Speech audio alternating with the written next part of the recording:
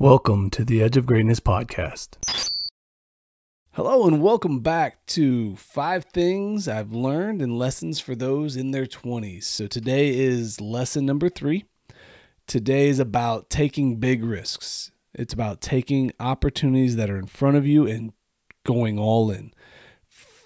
One of the things that I feel like happens a lot is when we first start out on our journey into the workforce, into our career, pursuing something that has value to us. We're reserved. We hold back. We're timid to really put ourselves all the way out there. And, maybe we don't take as many risks. Maybe we don't believe that we're ready for the things that are about to be given to us. And I think that's a fair way to feel. I think that a lot of times the confidence to take our risk, to take our shot, to do the hard thing comes with the experience.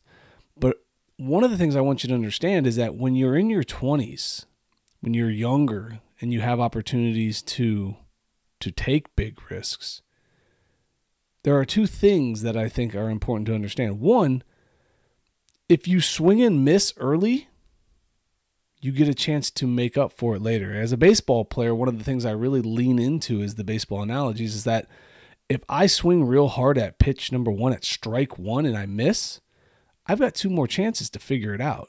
Same thing with you at 20 years old or 20, whatever you are at this point. You have less things on your plate that you have to really worry about to an extreme level. I'm not saying that there's not things you need to worry about. What I'm saying is that most likely, you don't have kids.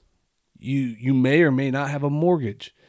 You may or may not have a lot of other things that you have to pay for yet.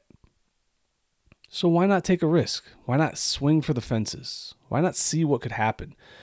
The other thing is you build some incredible momentum if you get used to taking big risks now.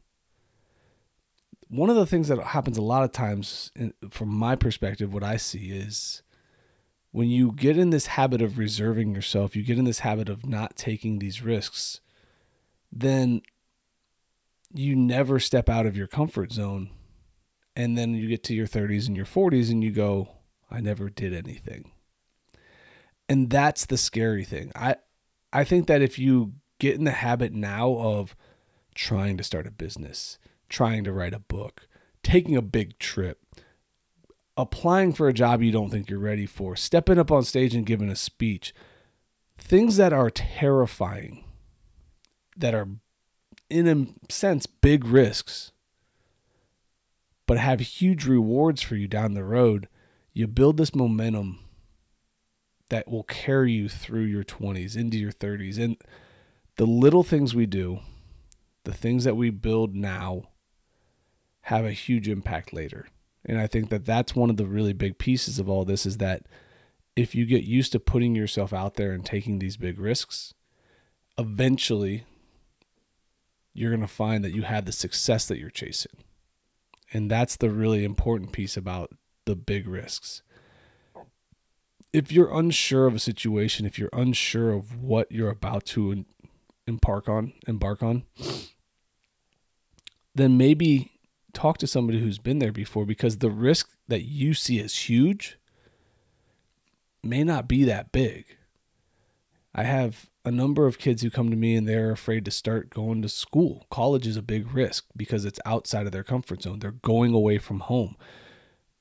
Getting an opportunity at a job in a city you're not familiar with may feel like a big risk, but maybe it's the opportunity you need to become who you're meant to be.